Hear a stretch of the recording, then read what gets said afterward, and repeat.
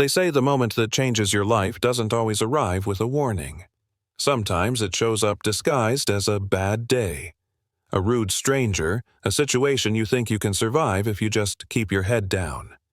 For me, that moment came on a commercial flight that never even left the ground when I learned exactly how invisible a person can become when someone in power decides you don't matter.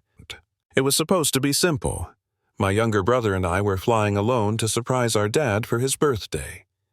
First time without an adult matching jackets, our mom insisted on nerves mixed with excitement. We were kids trying to act grown, clutching our boarding passes like they were proof we belonged there. The plane was packed, the kind of crowded where knees touch seats and everyone's already irritated before the door even closes. Then we stopped moving. 10 minutes turned into 30, turned into an hour, and the air inside that cabin started to feel thick, like you had to push it out of the way just to breathe.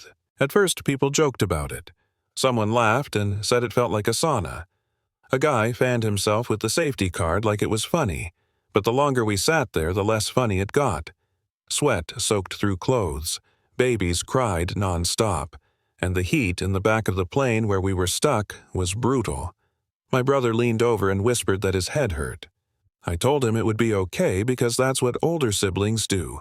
You lie a little to keep things from falling apart. That's when she noticed us. The lead flight attendant moved down the aisle like she owned the place. Chin up, eyes sharp. The kind of person who enjoyed reminding others who was in charge. When we asked for water politely, quietly, she didn't even slow down. When I tried again louder, she stopped, stared at me like I'd insulted her, and told me to sit down and be quiet. No water service on the ground. Rules are rules. When I explained my brother wasn't feeling well, she sighed like I was wasting her time and asked if we had cash. $5. I didn't even understand the question. We were kids. She told us no money, no water, and warned us not to cause trouble. That was the first time I felt it, that sinking feeling in your chest when you realize someone has already decided who you are and nothing you say will change it. My brother started breathing funny. Not dramatic, not loud, just wrong.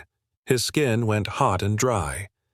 I waved her down again, panic creeping into my voice, and she snapped at me loud enough for people to hear, telling me everyone was hot and she wasn't running a daycare. A man nearby tried to help, asked her to just give the kid some water, and she shut him down too. Threatened him with security like it was nothing. The cabin went quiet after that. Nobody wanted trouble. Everyone went back to staring forward, pretending not to see.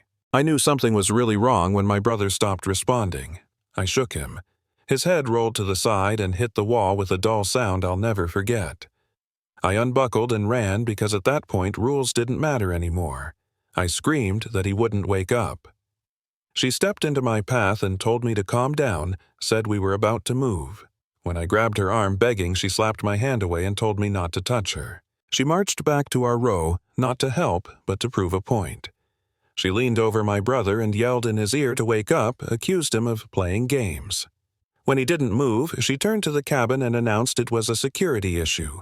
Then she grabbed my arm, shoved me back into my seat, and did the thing that made the entire plane gasp. She reached up and closed the air vent above us. "If you're passed out, you don't need air," she said like she was proud of it. That's when people pulled out their phones. Someone started recording. She lunged for the phone and missed, then grabbed the intercom and told the cockpit that passengers were being aggressive, that we were faking it. She looked at me and threatened that when we landed, we'd be taken away for disrupting a flight. I remember thinking in that moment that nobody was coming, that this was just how it ended because we were two kids in cheap seats and she knew it. And then everything stopped. The plane jerked hard, not forward, but back. Outside the window, black vehicles raced across the runway, lights flashing. The door opened and the heat rushed in, but the man standing there brought a different kind of chill. He didn't shout. He didn't panic. He just asked one question, calm and heavy.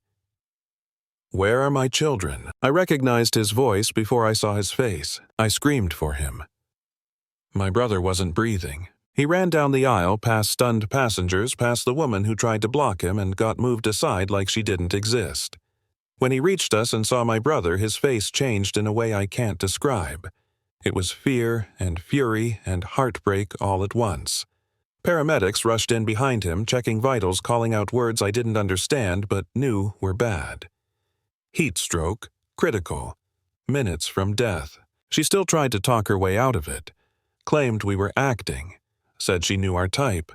My dad didn't even look at her. He focused on my brother as they lifted him onto a stretcher, and then he turned back to the aisle and told everyone very calmly that nobody was leaving. That's when the truth hit her. Someone in a suit stepped forward and said, "My dad's name," said he owned the airline now that the papers were signed yesterday. You could hear the air go out of the cabin. Her face drained of color. She stammered, apologized, said she didn't know. My dad cut her off with a sentence I'll never forget. You shouldn't have to know who someone's father is to treat them like a human being. The video played. Every word, every sneer, every cruel sentence. She was arrested on the spot. The pilot who ignored the warnings was fired before the plane door even closed. The flight was canceled. Everyone got compensation. None of that mattered to me. I was riding in an ambulance holding my brother's hand, begging him to wake up. The hospital was cold and quiet and terrifying. My brother was put into a coma to save his brain. His kidneys were failing. Doctors said the next day would decide everything. My dad sat there, a man who could buy anything, completely powerless. Outside those walls, the video exploded. Millions of views. Rage everywhere. People arguing about justice, about punishment, about whether she deserved what was coming. She did. Investigators found messages, patterns, proof that this wasn't a one-time mistake. She'd done this before.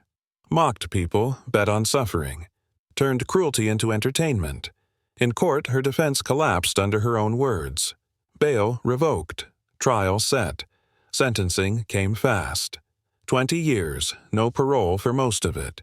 She screamed when the gavel fell. Nobody listened. My brother woke up a week later. He asked for water. He's okay now. Not the same, but alive. We still talk about that day sometimes, about how close it came to ending for no reason other than someone's pride and prejudice. The airline changed. New rules. Water for anyone who asks. Temperature monitored.